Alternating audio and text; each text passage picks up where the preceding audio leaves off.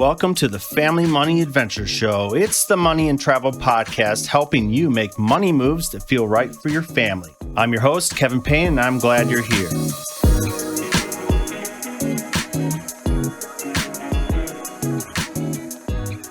Today, we are talking about one of my favorite things. We are talking all about Disney, but we are not talking all things Disney. No, we are talking specifically about how you can plan a trip to Walt Disney World without your kids. That's right. Did you know that you could actually visit Disney World without packing up your kiddos, your stroller, your pack and play, sippy cups, and everything else that you normally would when you take a Disney family vacation?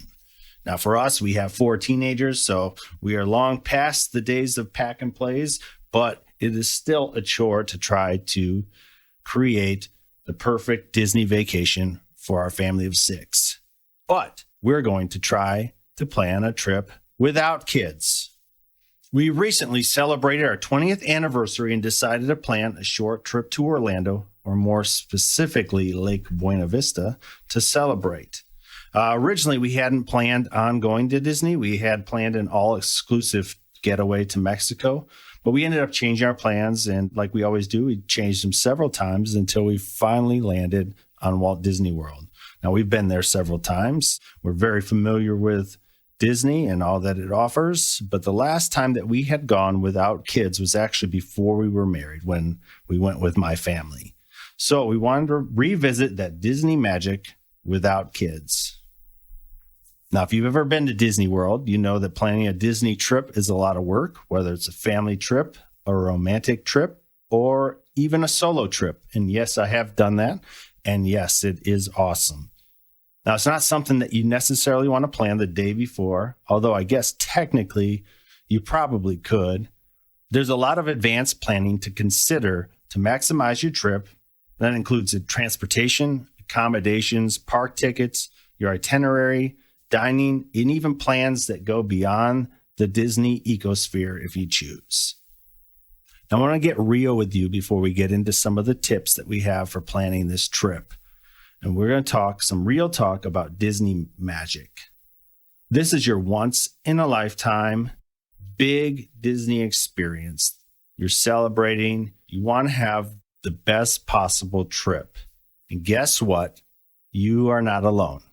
Hundreds or even thousands of people are doing exactly the same thing right now and planning a trip at the same time that you will be there. And this is their special trip too. Back in the early 2000s, we went on a family vacation with my parents and siblings, and we visited Walt Disney World during something that was called the Year of a Million Dreams. It was basically this huge celebration for the year where every day they would surprise guests with unique experiences, big and small. One day, we were walking through Magic Kingdom, and a Disney cast member approached my dad and gave him this huge ice cream sundae. It was like as big as my head. It was awesome. That was just one of the experiences that happened then. And ever since that time, whenever we visit, we're hoping that something magical happens to us. But the reality is that these days, especially post-pandemic, those kinds of experiences are extremely rare if they happen at all. That's not to say that there isn't any Disney magic anymore, but if you go in expecting that to happen, you're going to possibly be disappointed.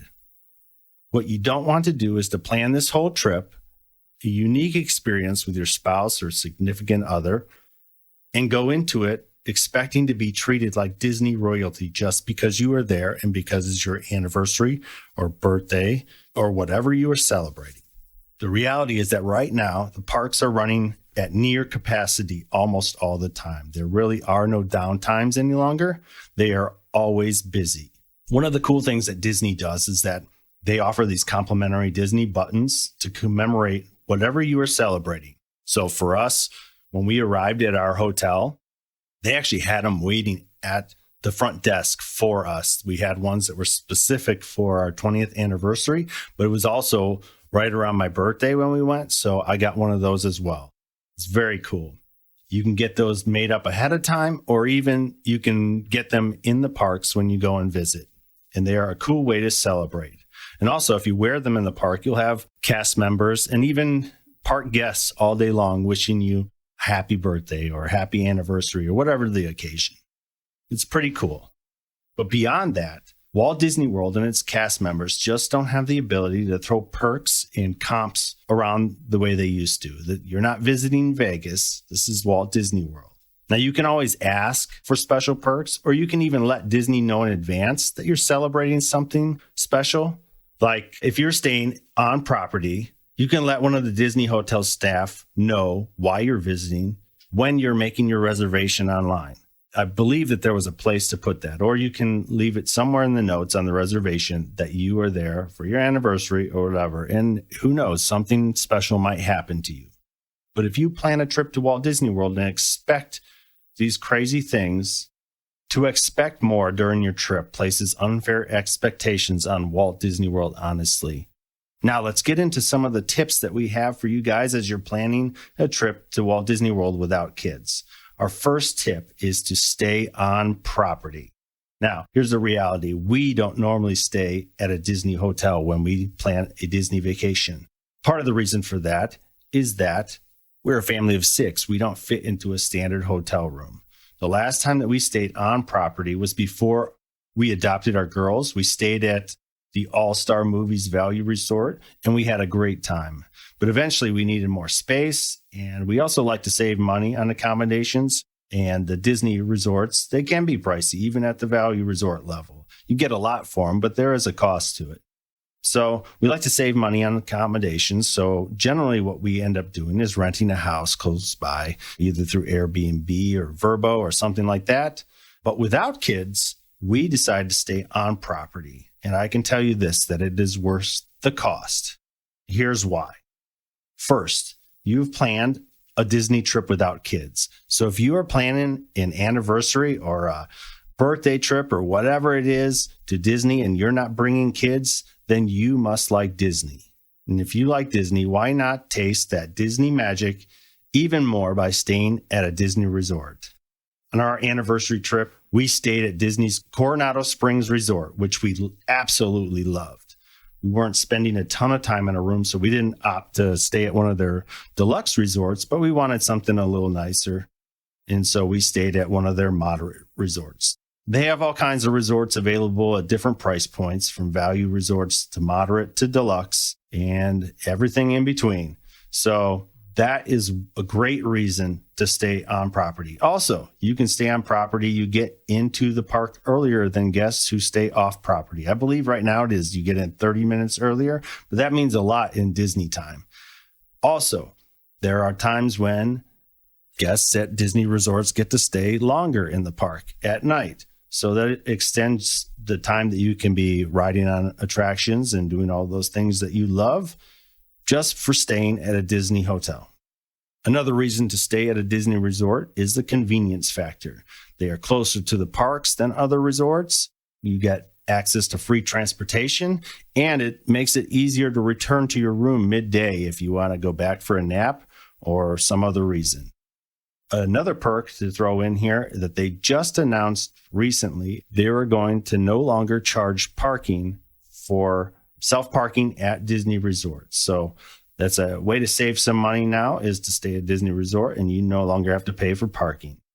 And lastly, staying at a Disney resort gives you early access to dining reservations. If you've ever tried to book dining reservations at Disney, it's this crazy system where you can plan them so many days in advance. Well, if you are staying on property, you get early access to that dining reservation system and can book those dining reservations, whether it's a character dining thing or you want to go over to Disney Springs or one of the restaurants in the parks. You can do that before all the other guests who aren't staying at a Disney resort.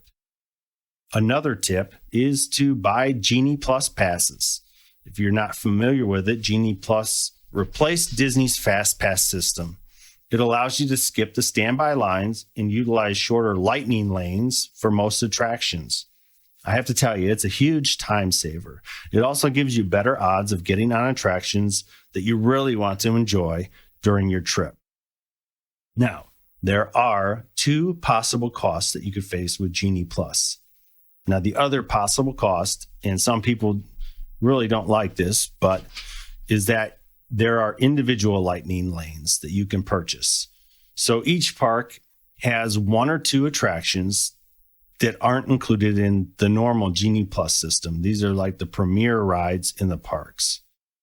You can buy individual lightning lane passes for those, and the cost runs between $7 and $25 a person. So it's a significant cost added on to the cost of your tickets. And there are ways to ride these rides without paying for it. But again, if this is your one shot to enjoy these attractions without kids, why not splurge in this area and ensure that you get to do what you want? Which leads us into our next tip, which is to spend on what you value. When you're planning this trip, you should plan it with your budget in mind, whatever that is, but splurge in areas or experiences that you wouldn't normally do with kids.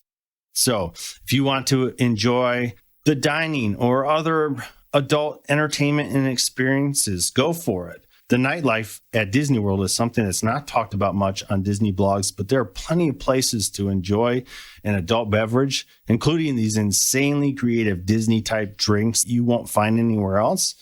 And there's plenty of places to relax without kids around. You can plan dining reservations. Maybe it's you want to order a cake. Disney has its own baking team that will bake you a cake to celebrate your experience. They also have unique experiences there. I think I saw that they do a cake decorating at one of the resorts. That's pretty awesome. I actually was able to, the last time I was at Disney, when I was on my solo trip, I took part in a private tour where we got to go around to all 4 parks and pick specific rides and basically go in the back door and sneak onto all of the rides. It was so cool. During our anniversary trip, we booked a special experience. We attended Magic Kingdom 50th anniversary fireworks dessert party, where we were treated to this assortment of desserts and beverages and even had access to an exclusive viewing area for the fireworks show. Disney basically offers anything that you want. So when you're planning out your trip and you have a budget, spend on what you value. Do the things that you want to do. And that leads us into our next tip, which is do what you want. This is your trip. It's not mine, and it's not your friends or your parents or whoever else wants to give their opinion. Spend as much time or as little as you want doing Disney things. You know, if you want to rope drop and cram in as many rides as possible, go for it. If you want to take your time, do that. If you want to eat your way around the parks, sampling every Disney treat, do that. If you want to skip your kids' favorite attractions or you want to buy matching shirts, this trip is for you and you alone. And honestly, what I want you to do when you plan this trip is to take the tips from me and other creators that you like and want to do and throw the rest of the advice out. There's no right or wrong way to do Disney without kids. Sure, there are things that you can do to maximize your time, save money, avoid crowds sometimes, but this is your trip and it's not mine. Another tip is to have a plan, but leave room for magic. I'm obsessed with planning when we go to Disney World. You can ask my wife. Now, you can visit the parks without a plan, but you're going to miss out on a ton, and you're probably going to waste a ton of time and probably money doing so. What you want to do is do some advanced planning. Have some conversations with your spouse or partner or whoever you're going on a trip with. Talk about where you want to stay. What parks do you want to visit? What attractions do you want to ride the most? What do you want to experience during your trip? How much money do you want to spend? Come up with a basic plan and then work on booking anything that needs to be booked, like your hotel accommodations, dining reservations, buying tickets, airfare, whatever it is. But don't be so rigid in your trip that you don't leave room for spontaneity, for the unknown, for that Disney magic. And know this, you can't do everything.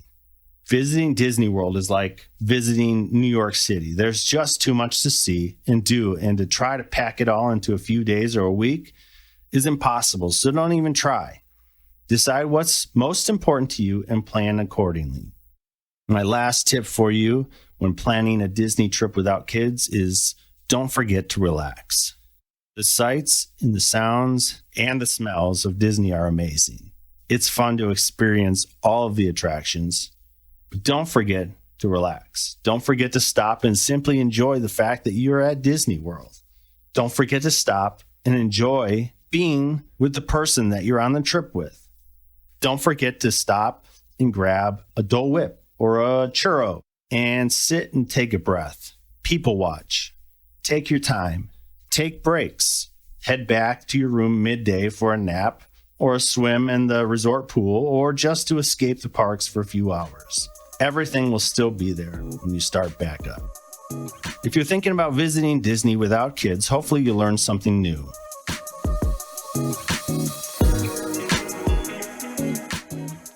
We want to hear from you. What topics would you like to hear in upcoming episodes? Head over to FamilyMoneyAdventure.com and leave us a comment or message. If you like the show, let us know by leaving a rating or review on Apple Podcasts or wherever you listen to your podcast. It's time to take control of your money and pursue what you've always wanted. Until the next adventure.